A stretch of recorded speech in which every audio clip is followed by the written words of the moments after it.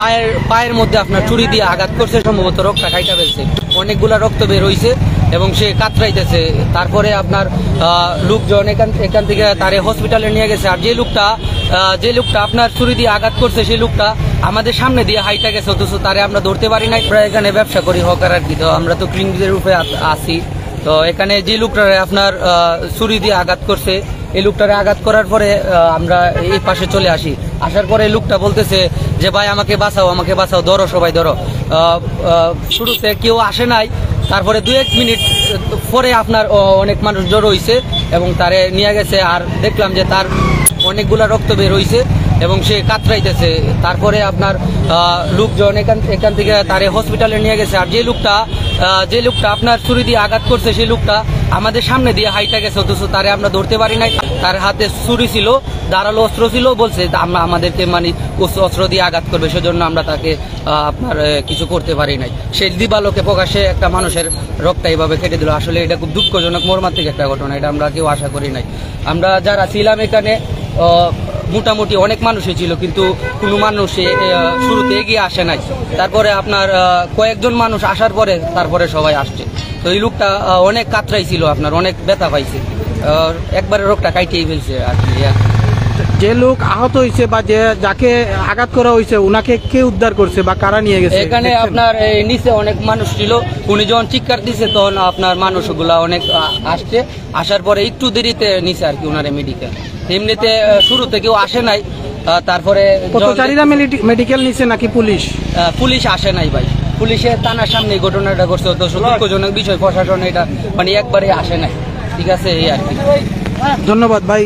দর্শক, আপনারা শুনছিলেন যে এখানে হৃদয় বিদারক একটা ঘটনা ঘটে গেছে। সেটা সম্ভবত 11টা 15 মিনিটের সময় হবে। একজন লোক আরেকজন লোককে কি কারণে বা কেন এটা করছে, পথচারী যারা বা প্রত্যক্ষদর্শী যারা ছিলেন ওনারা আসলে বলতে পারেননি। তবে এখানে আপনাদেরকে আসলে রেস্ট্রিকশন থাকায় ফেসবুকের দেখাতে পারতেছি না। এখানে সড়কের উপরে প্রচুর রক্ত পড়ে আছে, এখানে উৎসুক জনতা ঘিরে রক্তগুলা দেখতেছে এবং যে লোকটা আক্রমণ করছে সেই লোকটাকে ধারালো ছুরি দিয়ে সম্ভবত পথচারীরা বলছেন যে এটা পায়ের রগ কেটে দেওয়া হতে পারে, এবং আমরা যদিও দেখিনি, প্রত্যক্ষদর্শীরা বলছেন। এবং উৎসুক জনতা এখানে ছিল, কিন্তু কেউ তাকে ধরার চেষ্টা করেনি, যেহেতু তার সাথে ছুরি ছিল। তো তাকে রক্তাক্ত অবস্থায় ফেলে রাখা এবং সে চিৎকার, ওই যে লোকটাকে প্রকাশ্যে আঘাত করা হচ্ছিল সে প্রকাশ্যে চিৎকার চেঁচামেচি করছিল সাহায্যের জন্য, কিন্তু আঘাতকারীর হাতে ছুরি থাকার কারণে কেউ তাকে উদ্ধার করতে আসেনি। এবং পরবর্তীতে সেই লোকটা অর্থাৎ যাকে খুনি বলা হচ্ছে, সে বীর দর্পণে কিন ব্রিজের উপর দিয়ে উত্তর প্রান্ত হয়ে দক্ষিণ প্রান্ত চলে গেছে।